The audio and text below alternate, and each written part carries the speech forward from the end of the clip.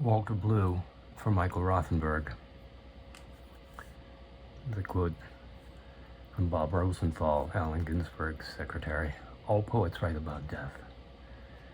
As it happens, I was watching a video on the last weeks of Allen Ginsberg's life when I learned that another great American poet of the beat tradition, Michael Rothenberg, had just passed away. And this poem is titled for a character from one of his novels, and it is called Walter Blue, which was his email handle too.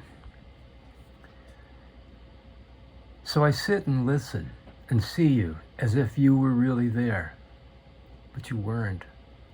Living in this invisible city, toying with the idea of an invisible city,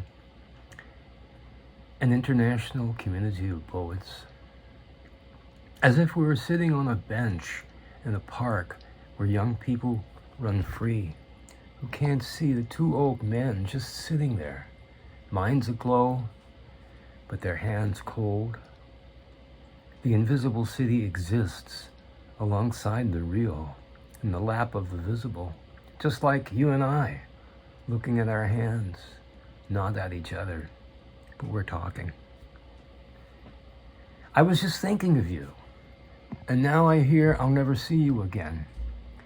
I've been shielded once more from death, deaths I didn't see, the invisible deaths of my parents, my mother's catatonic dementia, my father alone but happy, deaths by aneurysm, auto crash, kidney disease, black lung, pneumonia, murder, cancer.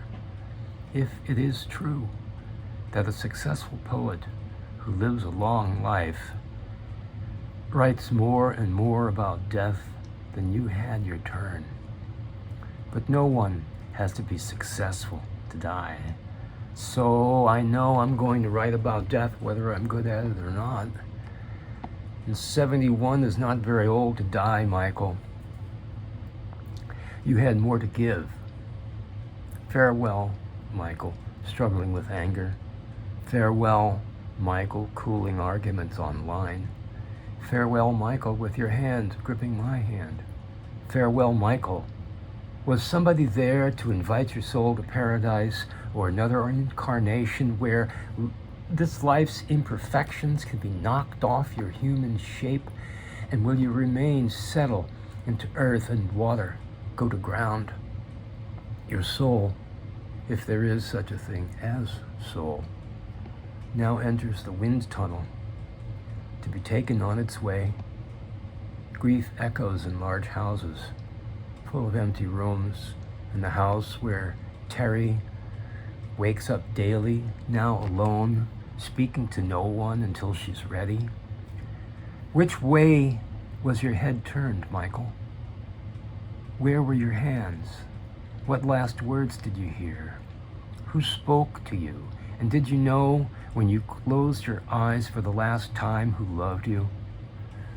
I don't think angels exist, but in that final condition, you didn't go unsanctified. Those were your hands. Here are mine. Does a dying person remember being born? Did you know you were sanctified? Whatever this agnostic wish can be for you, now your suffering is over.